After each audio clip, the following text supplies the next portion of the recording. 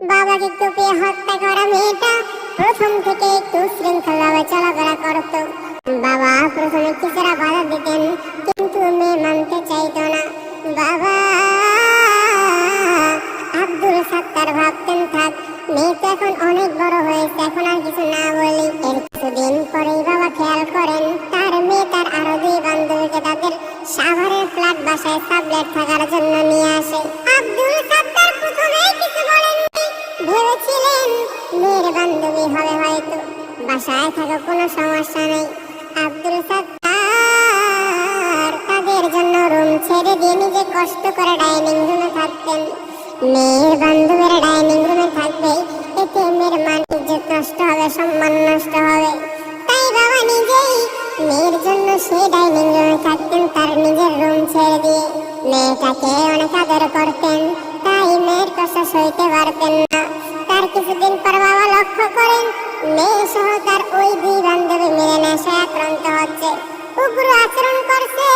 এটা দেখার পর বাবা অনেক কষ্ট পাইলেন। বাবা মেয়েকে বললেন, এই নেশা তুমি ছেড়ে দাও, এসব আর করিও না।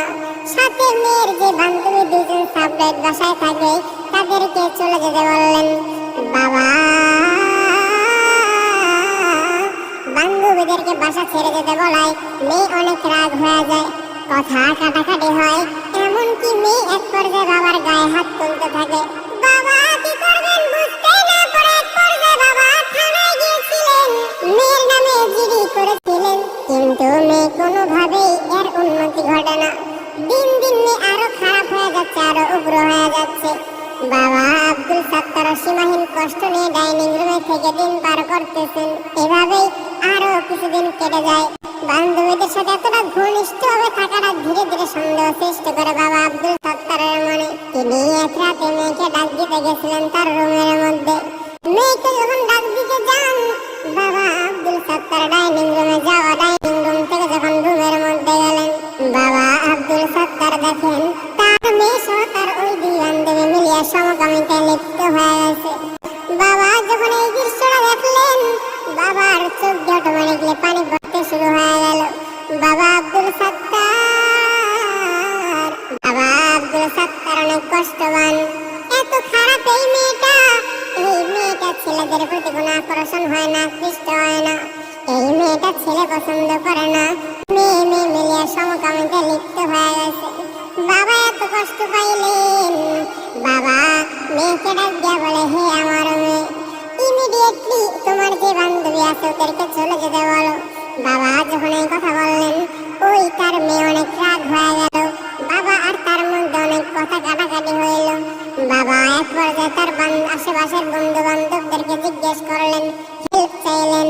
তার আশেপাশে যে বন্ধু বান্ধব কেউ তার হেল্প করলো না, কেউ তার সহযোগিতা করলো না। অন্যদিকে মেয়ে বুঝতে পারলো তার সমকামিতা এবং তার নেশাক্রান্ত হওয়াটা তার বাবা সইতে পারেন নাই, এবং ভবিষ্যতে তার বাবা তার বাধা হয়ে দাঁড়াবে। এই কথা যখন মেয়ে জানলো, মেয়েটা প্ল্যানিং করতে শুরু করলো। মেয়েটা তার বান্ধবীদের সাথে প্ল্যানিং করিয়া মেয়েটা সেই প্ল্যানিং মোতাবেক রাত্রেবেলা বাবাকে ঘুমের ওষুধ খাওয়াইয়া, রাত যখন গভীর হয়ে যায়, ভোর যখন 4টা বেজে যায়, বাবা ঘুমের ওষুধ খাওয়ার পর অজ্ঞান হয়ে পড়েন।